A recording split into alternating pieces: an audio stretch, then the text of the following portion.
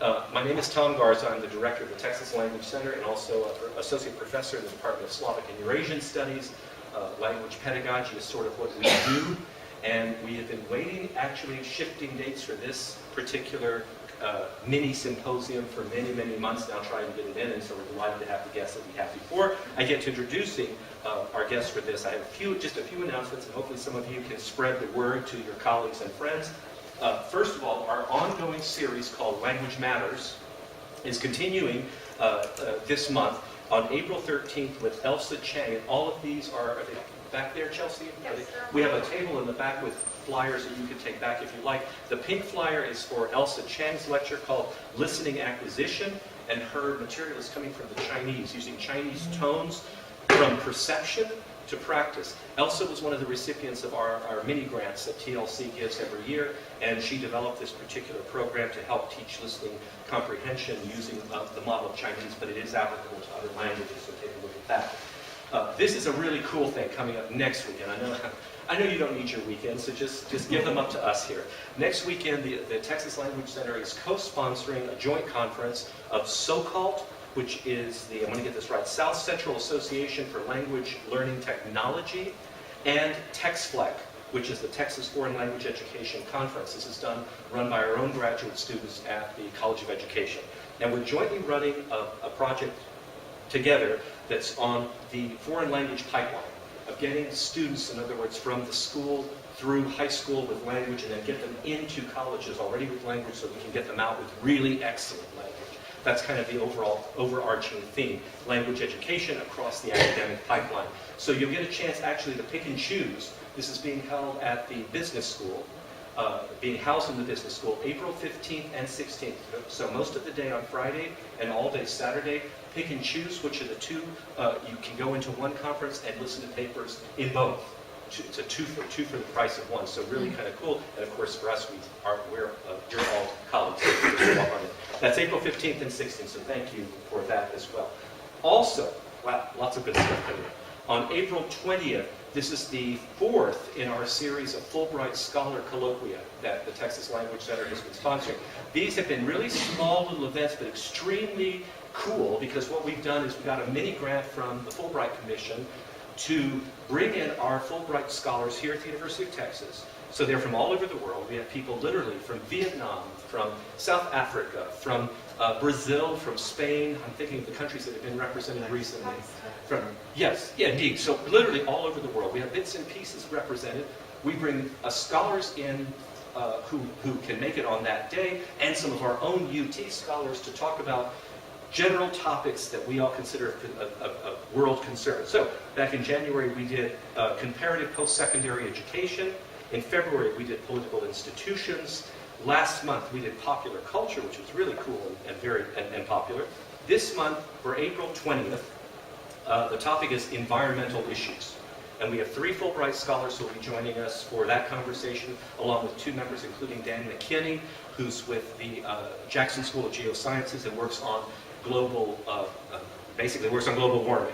Is his real focus. And so they're going to be talking about environmental issues and global impact. So that's April 20th from 2:30 to 4 o'clock in the Governor's Room in the Union.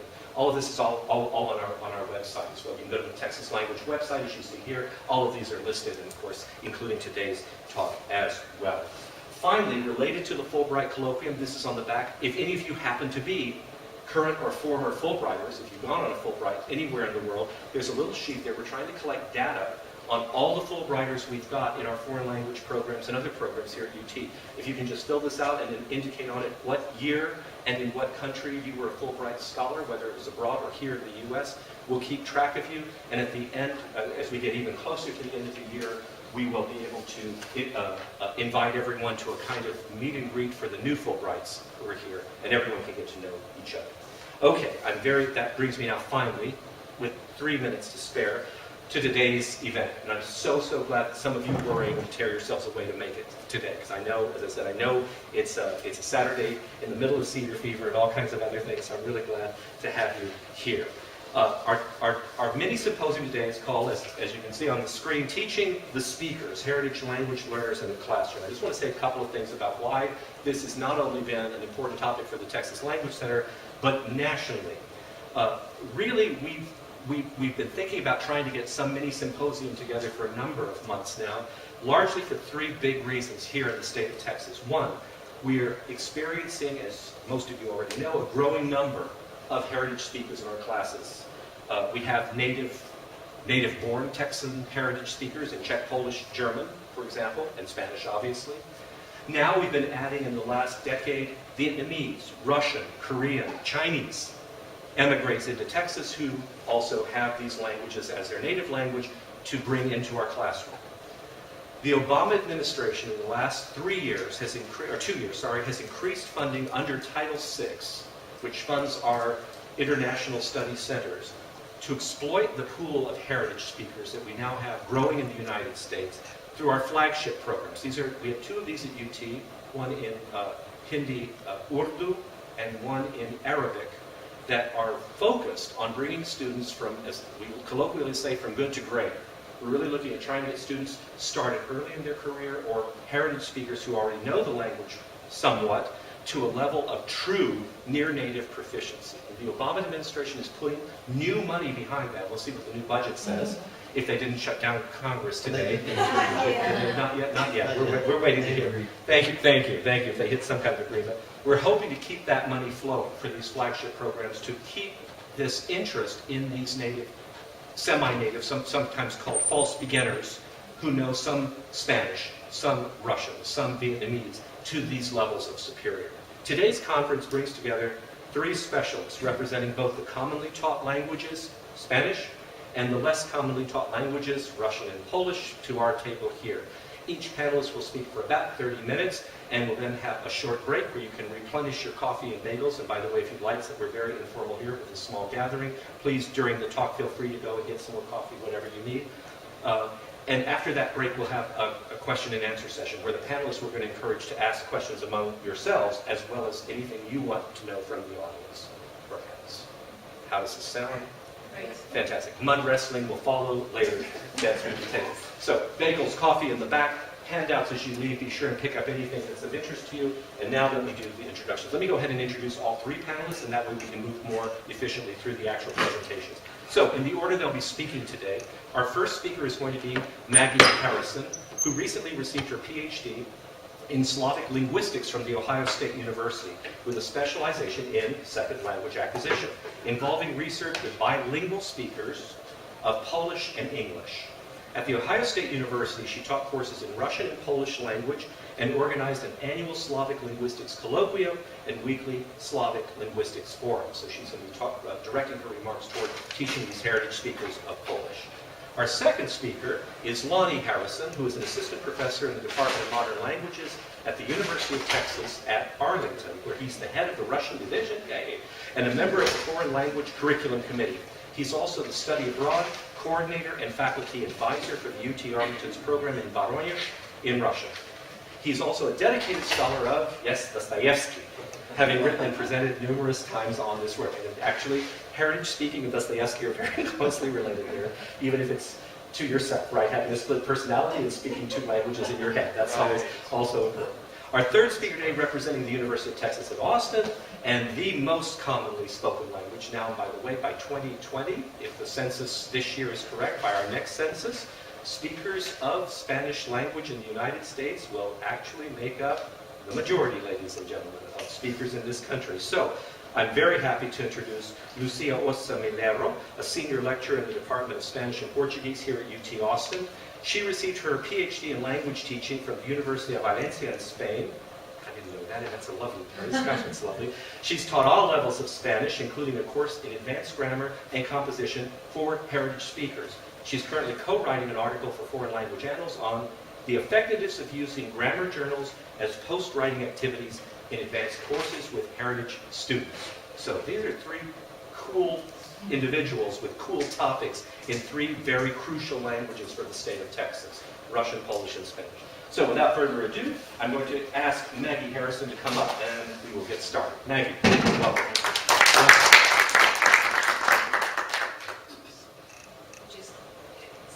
Yeah, let me help you with that. I'm sorry. Oh, no, that's good. Okay. Go ahead and click here the first one.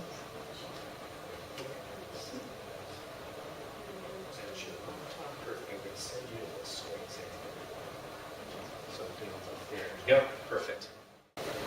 Thank you all for being here this Saturday morning.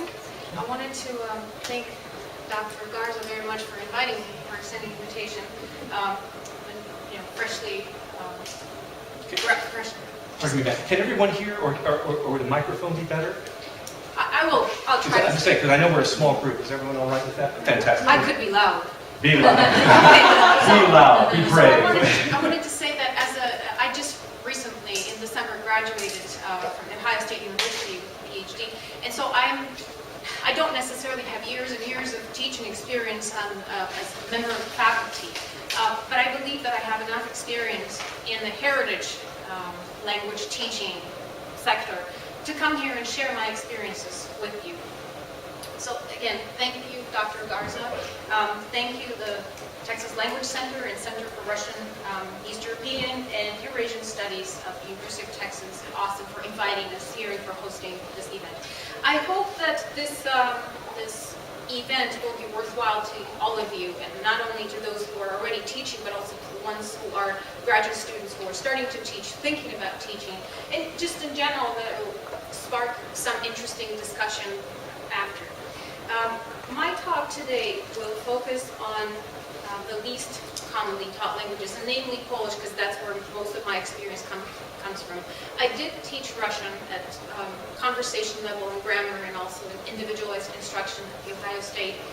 I taught Russian in the intensive summer program at University of Indiana at Swiesel.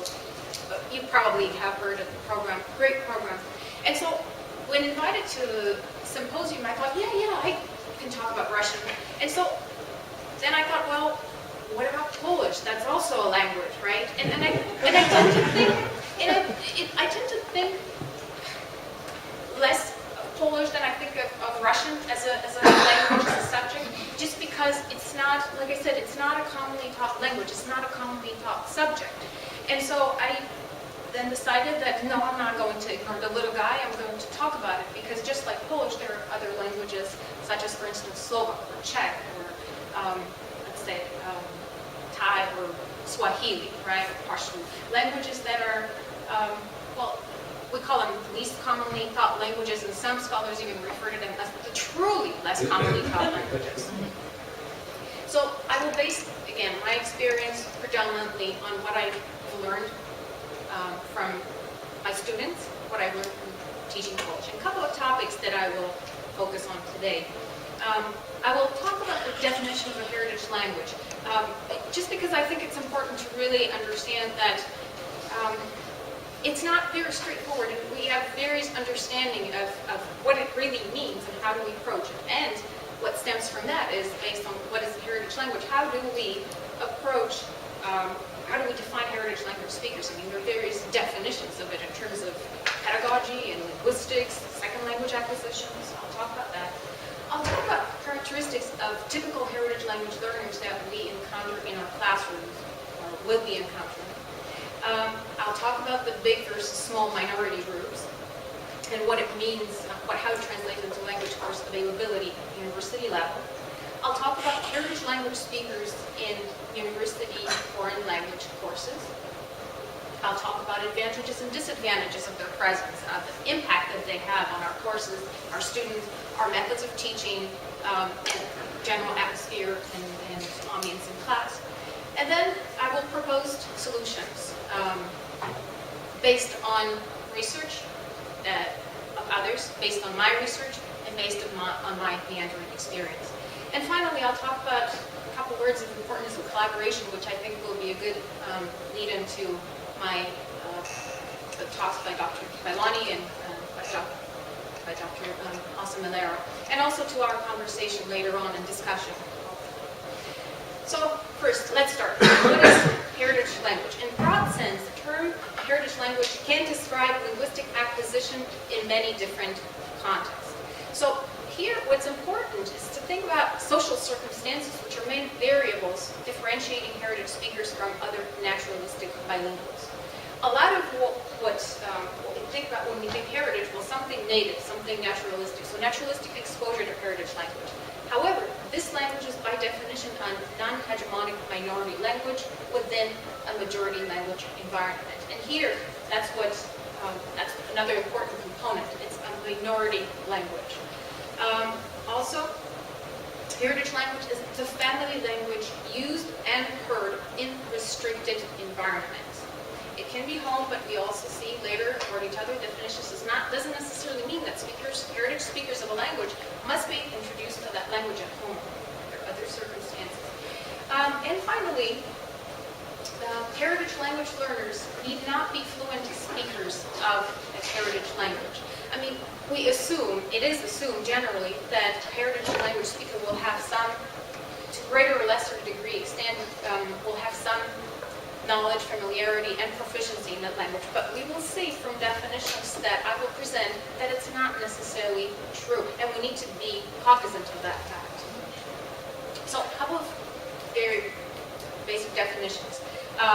Campbell and Payton say that heritage language speakers are individuals who speak their first language, which is not English. And I'm sorry, but I should have preambled it by saying that I'm mostly referring, when I speak about heritage language, when I'm limiting my talk to the situation in this country, United States, and teaching heritage speakers. I'm not including Canada, I'm not talking about Britain, I'm not talking about Europe. It's a completely different situation altogether, starting from political policies, academic policies, to just the situation as it is status quo, okay?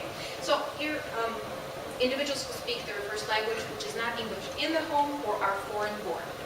That means it's not only someone who was born in the United States and heard the language at home, but also someone who was foreign born and speaks a particular language. Draper and Hicks say that a heritage language speaker is someone who has had exposure to a non-English language outside of the formal education system. It most often refers to someone with a home background in the language, but may refer to anyone who has had indefinite exposure to another language. Other terms used to describe this population include native speaker, bilingual, and home background. While these terms are often used interchangeably, they can have different interpretations, and we will see that the term bilingual is really stretching it. Native speaker also does not apply to many of these circumstances, and the same with home language, not necessarily. And finally, heritage language speakers are individuals who have historical or personal connection to a language, such as an endangered indigenous language, of which we know here in this country, Ojibwe, right, for instance, or immigrant language that is not normally taught in school. And individuals who appear in a foreign language classroom, who are raised in homes where a non-English language is spoken, who speak or merely understand the heritage language, and are to some degree bilingual in English and the heritage language. So these are basic, broadest or definitions of heritage language speakers. Now, there's another scholar, Jason Rothman, who works with heritage language speakers.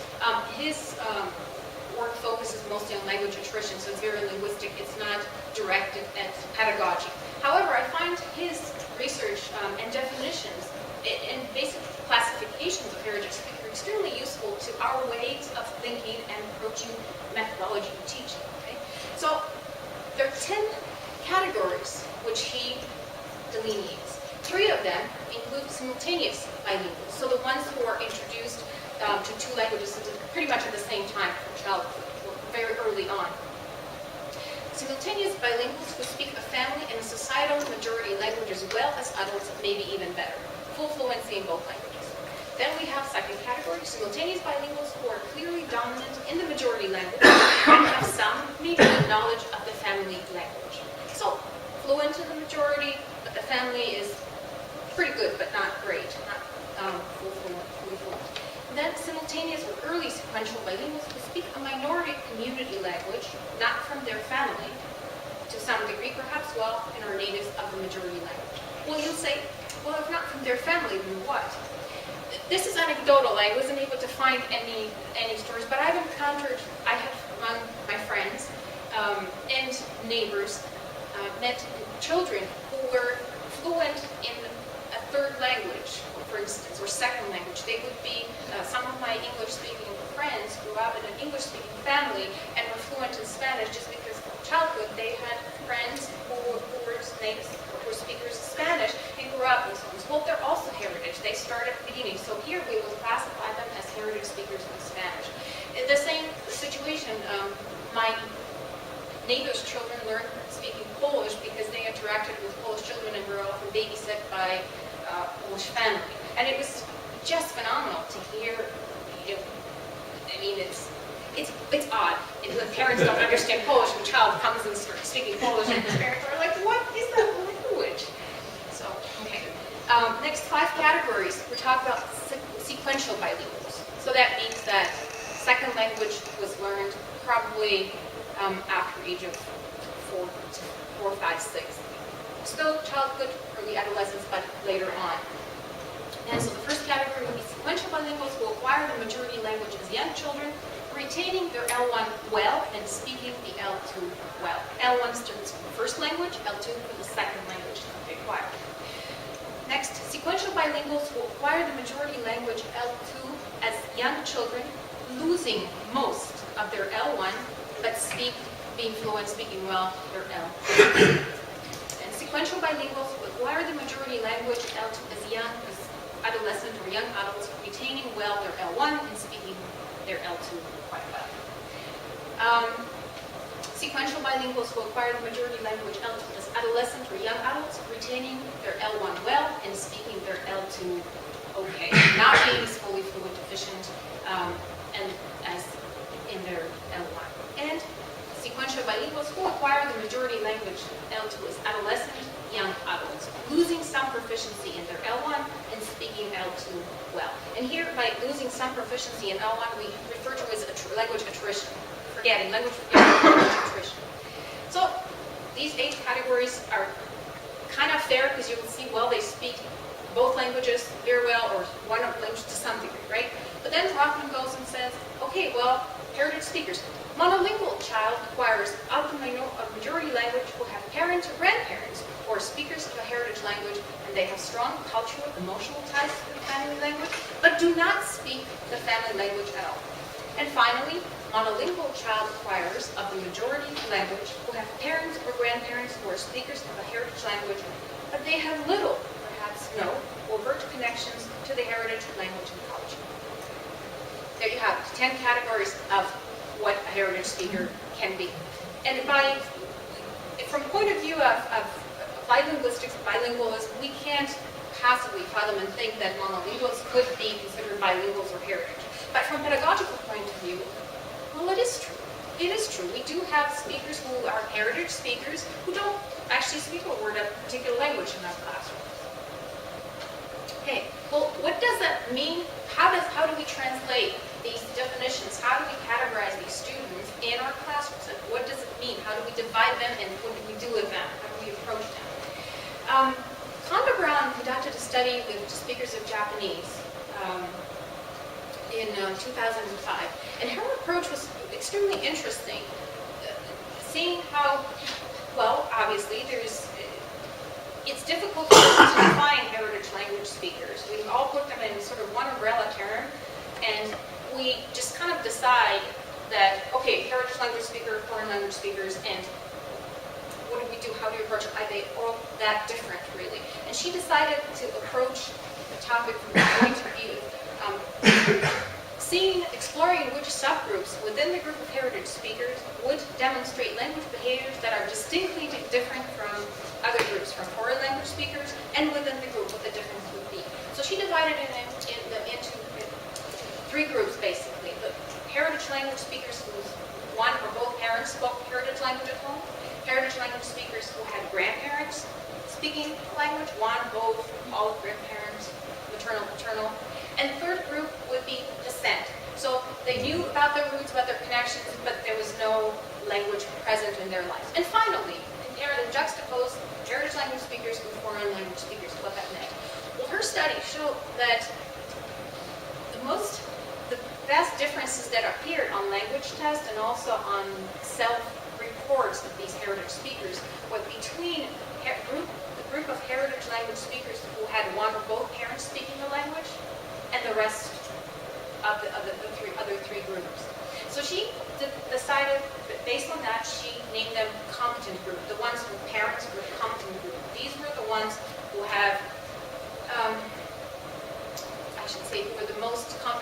acquired language fastest and had the most daily interactions in language and made most efforts and were most comfortable expressing themselves or using the language, basically.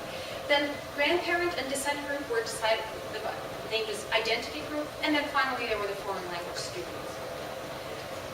And so when we talk about the presence of heritage language speakers in our foreign language classrooms, we ought to think about the competent group. That's the group that is, for lack of a better word, problematic to us as language instructors, learning facilitators, and to other classmates, foreign language, and also to themselves, right? That's the cause of the problem. And the ones that we mostly see, the competent ones in the classroom, so this is what we expect to see from them, this is what a lot of them demonstrate. By the time they see us in their first, second year of university language class, they've already acquired 90% of the phonological system. They feel fairly comfortable with grammar, 80 to 90%. They have extensive vocabularies. While these vocabularies have semantic range and they're, for the most part, limited to their cultural media, their traditions, at-home language, religion, friends, social life, it's still a quite extensive vocabulary in comparison to those that other students of what we teach. Also, what's important, sociolinguistic groups, right? So the formal versus informal language, that is difficult to teach in many ways when we are in classes like, in language classes like Russian, like Polish, many Slavic languages, German, French, Korean, right? Japanese. There's so many various levels of showing respect that it's a part of learning, but it's hard. And these particular young students come to class already knowing that, being comfortable with that, knowing that, understanding the difference. Later, they also know customs, mores, and collective culture, right? Their heritage culture. Most of them, we can comfortably say. They rarely have opportunities to gain literacy skills. Yes, there are language schools, Saturday language schools, little ethnic centers, but we all know that it works to some extent. A lot of times, it gives them some exposure to language, but it isn't by any stretch of imagination anything that is on par with a proper formal education in that language, right? And finally, they present a wide range of reasons for wanting to study their ancestral language, right? And we know that. It's being able to talk to their grandparents, it's being able to go and travel, it's being able to read literature, it's being able to, at the end of it, employment as well, right? Opportunity of employment, all these other things. And so it's a very interesting situation that we have these three different speakers, that the three of us speak about different language group today. And that's also partially why I decided that I would focus on Polish, least commonly language, because it gives some kind of progression, and hopefully at the end we can come up with even better ideas and collaborate and discuss issues at hand. So the most commonly languages would be definitely Spanish, right? By far. Then less commonly taught languages, well, Russian. I don't know I guess it depends on the region, universities, if you can consider French or German, right?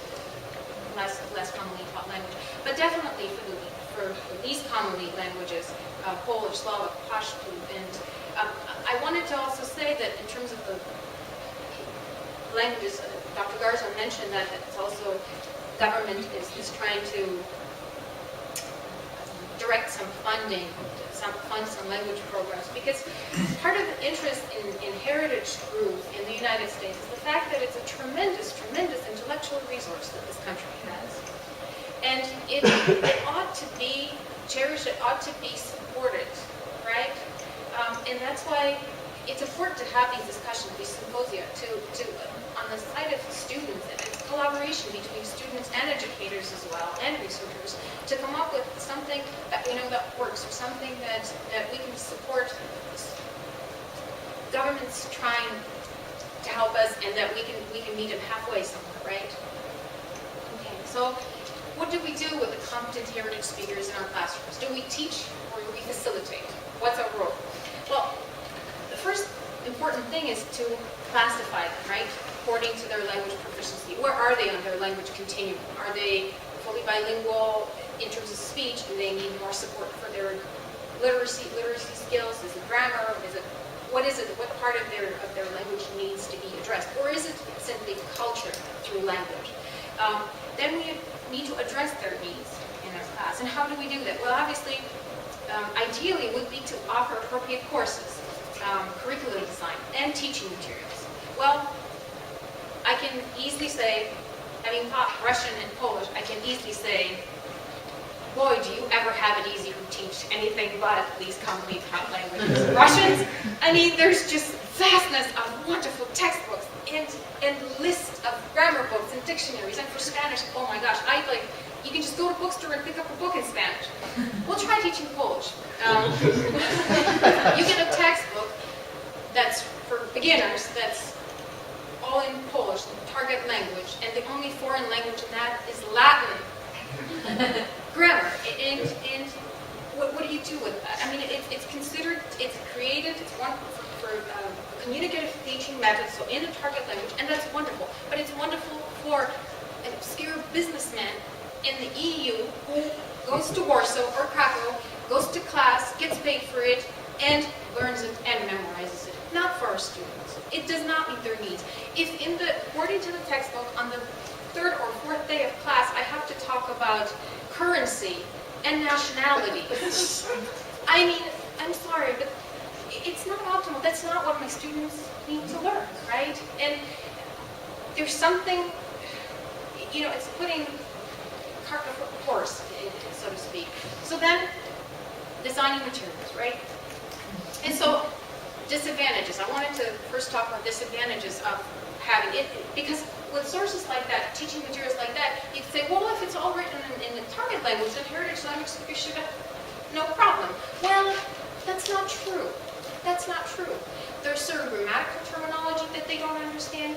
There is instruction that's given in the target language. There are no vocabulary lists or glossaries. They can, and pictures are very strange. I mean, it's just because I see a chair on the picture, it does not mean that it really corresponds to what my average student has in mind. Chair. That's, the symbol signifier and the signifying are the same. And also, grammar. Less commonly taught languages, they're not, obviously not Romance, and that they're not Germanic. Students have no way of comparing certain concepts, right? Grammatical cases that exist in Slavic languages and some in German are not the most comfortable topic to teach the students. And how do you do that when a book gives you a chart and gives you like 3 different rubrics and say that's what it is? Just to give you an example of how difficult it is. Animacy. We all know animate, inanimate, right? Grammar. Well, my Polish textbook, God bless the authors, they wanted to do their job well, but to designate animate, they put a heart on it. And my students thought that heart means, when you introduce the accusative case, the direct object case, I love it. I don't love it. That was really confusing. It was really confusing to them. And I understood it because I knew grammar, not because I understood the meaning behind the heart. Not at all. So, here we go. Let me continue. So there are some disadvantages of having these students mixed classroom, right? Unequal levels. Intimidation. Both groups feel intimidated, right? Native speakers and heritage language as well. Students also put up their filters when they don't feel comfortable, which prevents them from really acquiring the language. It's a challenge for instructors because we deal with dialects, with fossilization, with slangs, with interruption, because some of them are more vocal, are more eager to ask questions in terms of heritage speakers. They want to know more. And there's a need for us to identify their gaps so we can fill them in. But there are also advantages, especially when you teach in a small group, small classroom for these commonly taught languages. These students are representative, heritage language students are representatives of their culture and language, thereby helping to remove the aura of abstractness from a new and less common language. And that's true. It does help their presence in classroom. They also are wonderful resources of culture information because some of them, if not most of them, in small language groups are really there to reconnect with their heritage, to build up their identity. They're often conduits to ethnic communities, the presence of which can further function as an extended linguistic community. And that happened to me.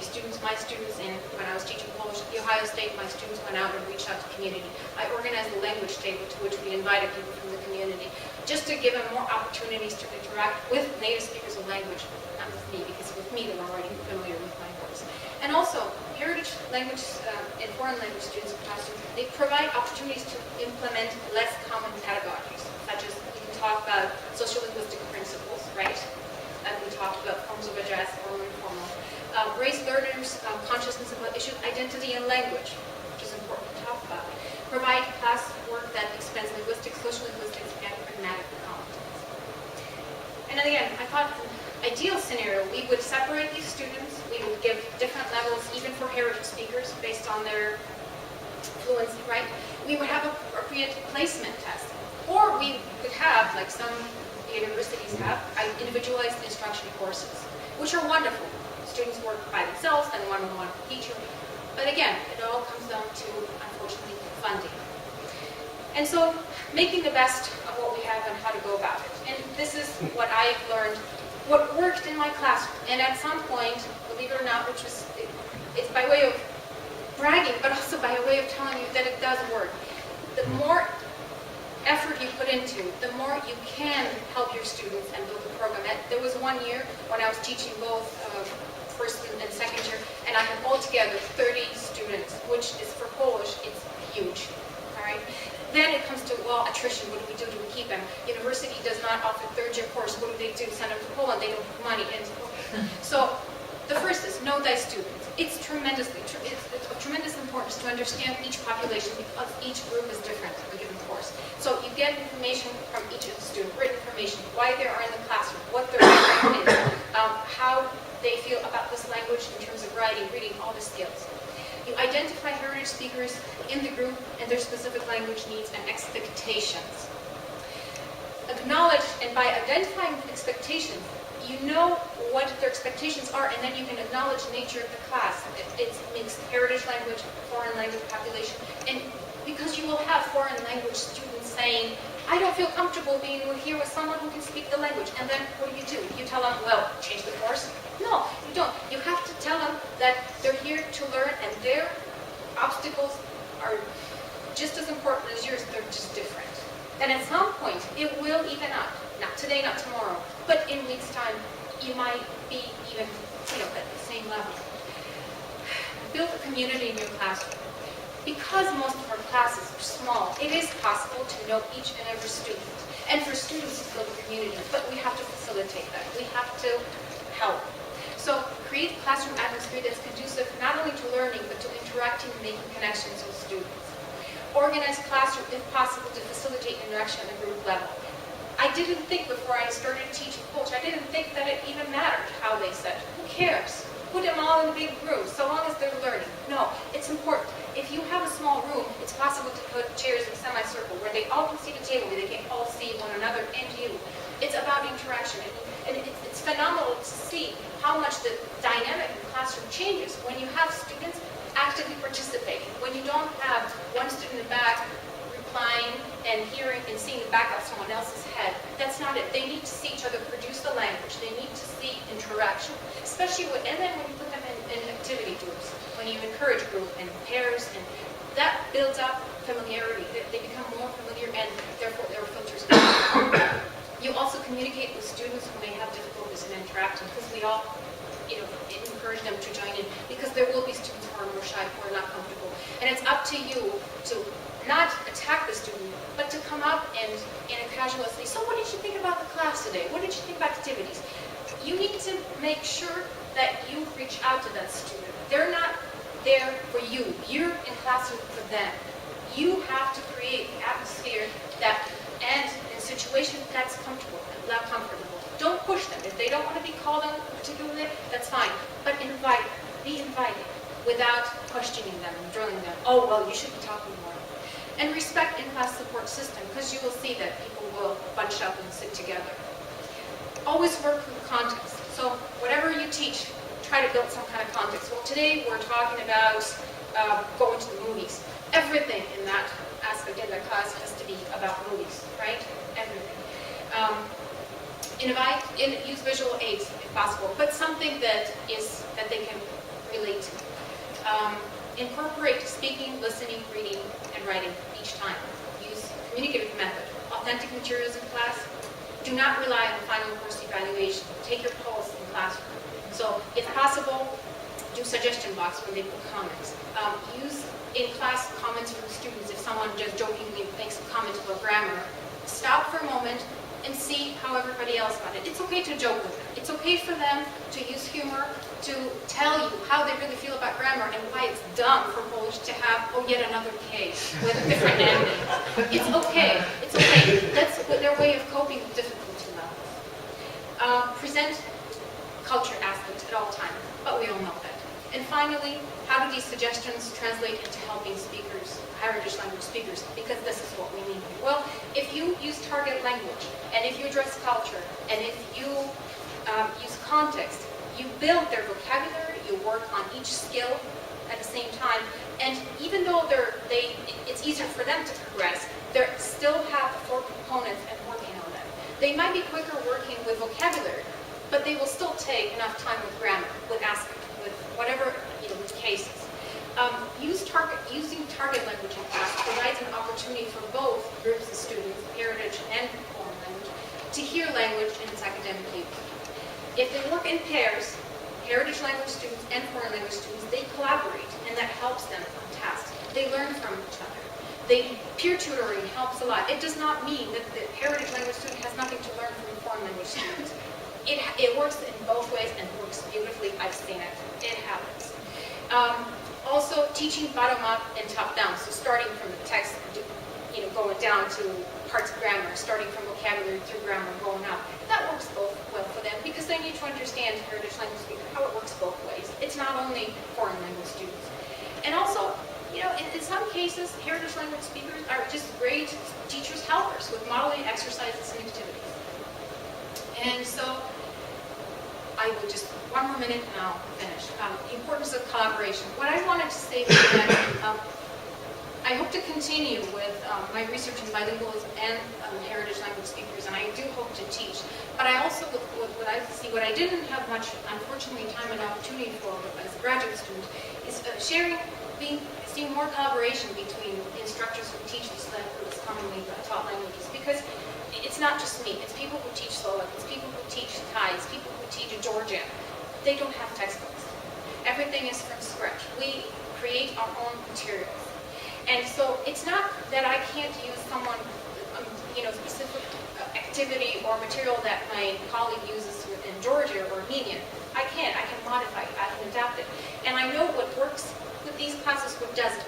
The more complicated the languages, the more you see students sticking with it, working, but how they work through their difficulties in a particular language. So it's important to talk about these, to share challenges of teaching, but also benefits of it. Exchanging ideas about optimal methodologies, and collaborating on development of teaching materials and possibly even textbooks, a dream of mine. And collaborating with researchers and studies in order to really measure the effect of heritage language speakers' presence in a foreign language classroom, and its usefulness for both groups, right? Is it really that harmful? I mean, it's not optimal, but maybe in the end, it's not all as bad as we think it is. And with that, thank you.